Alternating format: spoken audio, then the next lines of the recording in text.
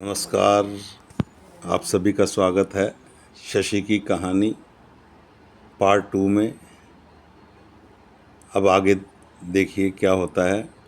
शशि घर पर चली जाती है। जैसे ही वह घर पर पहुंचती है तो सबसे पहले बच्चे को उठाकर उसके पिताजी अंदर लेकर जाते हैं और शशि को ये कहते हैं कि तुम भी अंदर आ जाओ, कोई डरने की बात नहीं है।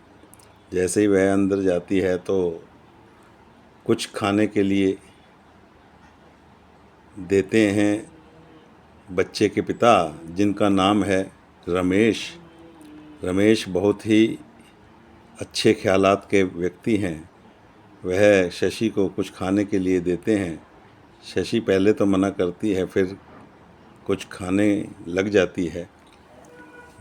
उसके बाद रात का समय ही है, थोड़ा समय रह जाता है।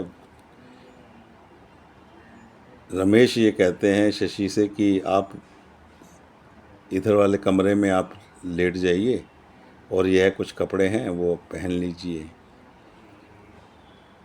रात के कपड़े पहनने के बाद शशि वहाँ अंदर अलग एक कमरे में लेट जाती है। इसी तरह से 1, 2, 10, 15 हफ्ते बीत जाते हैं।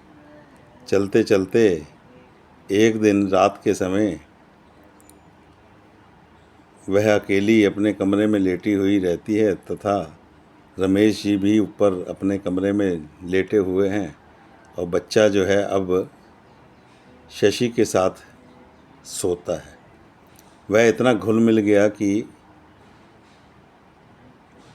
1 मिनट के लिए भी शशि को नहीं छोड़ता। परंतु शशि अब भी उसका विचार अपने पुराने घर पे लगा हुआ है। लेकिन अचानक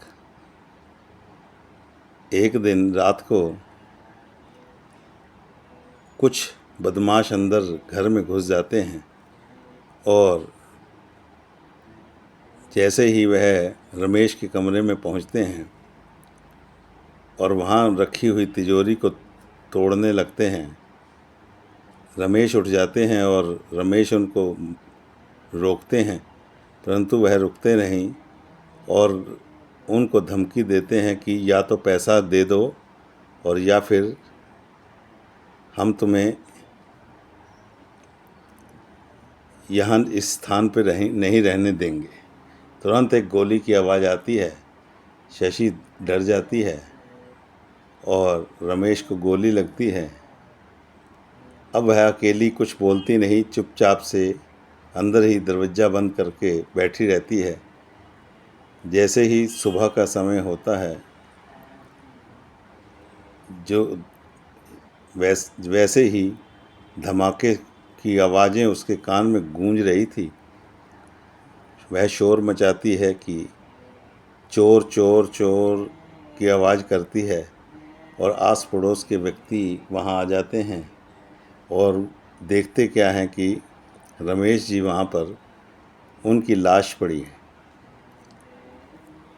इस घटना को तकरीबन 8 घंटे बीत जाते हैं। पुलिस पूरी इंक्वायरी करती है कि यह कैसे हो गया, किस तरह से, परंतु शशि भी सहमी हुई है और छोटा सा नन्हा सा रमेश जी का पुत्र मिंकू कुछ बोलता नहीं।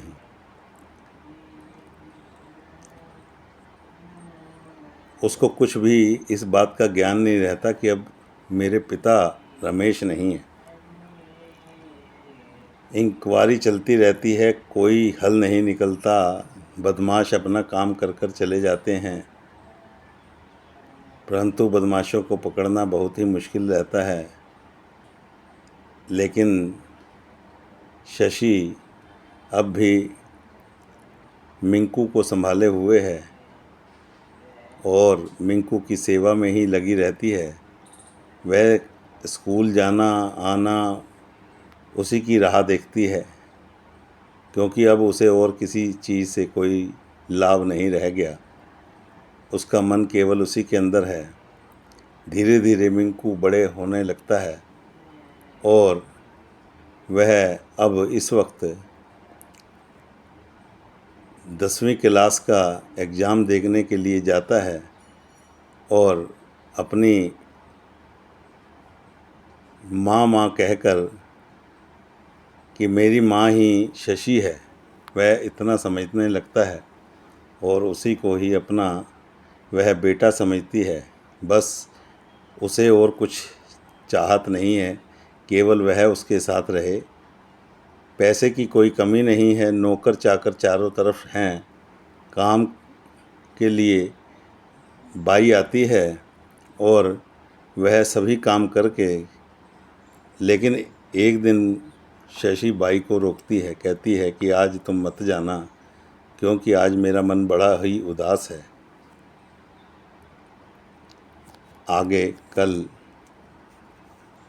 आपका बहुत बहुत धन्यवाद।